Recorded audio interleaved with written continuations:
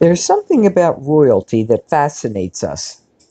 In the United States, we watch with great interest the doings of Queen Elizabeth and her family, even though our founding tenet is grounded in overthrowing the rule of kings and queens.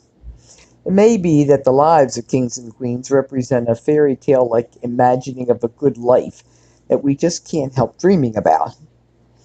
For peasants in biblical times, the notion of a benevolent, kindly king who has the good of the people at heart and who would hear their cries for justice and act upon them may have held just as much attraction. When one's life is a constant struggle, believing in a powerful king who could, with a stroke of a pen or the wave of a hand, make everything go well for the little ones, fuels hope and gives a reason to keep plodding on. It's not surprising, then, that Christians would think of Jesus as such a king, or of God in royal terms. Today's feast has a double edge to it, as is brought out in the readings. Jesus is king, but in a most anti-imperial way.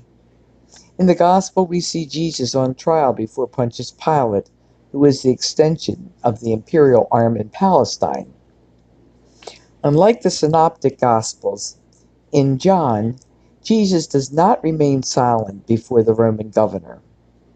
Rather, Jesus seems to be the one in power, as though he were conducting the trial of Pilate. Throughout their exchanges, Jesus does not directly answer Pilate's questions. Ironically, Pilate ultimately condemns himself by his own responses to Jesus.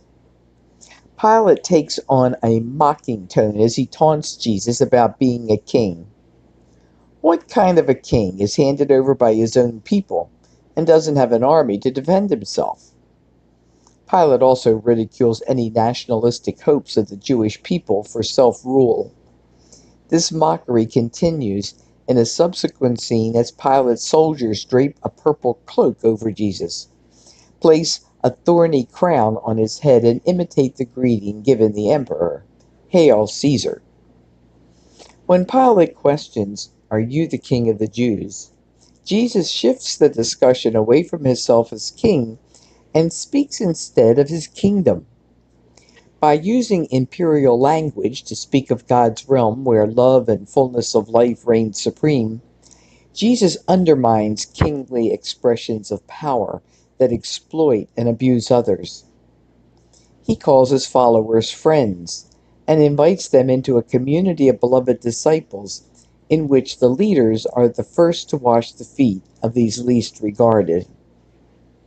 Later, in his interrogation of Jesus, Pilate boasts of his power to release Jesus or to crucify him. But Jesus reminds the Roman ruler that he would have no power over him unless it was given to him from above.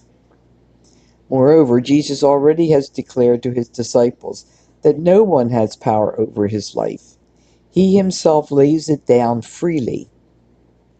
Pilate has no desire to hear about this kind of kingdom and does not understand the anti-kingdom message of Jesus. Pilate is fixated on forcing Jesus to admit his claims to being a king, so that he has grounds on which to eliminate this supposed rival with pretenses to his own throne. Jesus will not give him that satisfaction and simply points out that it's Pilate who's using that kind of language, not Jesus. Jesus speaks of his mission not in terms of a conquering king, but as one who testifies to the truth. All it takes to belong to this kingdom, where truth reigns, is to listen to his voice.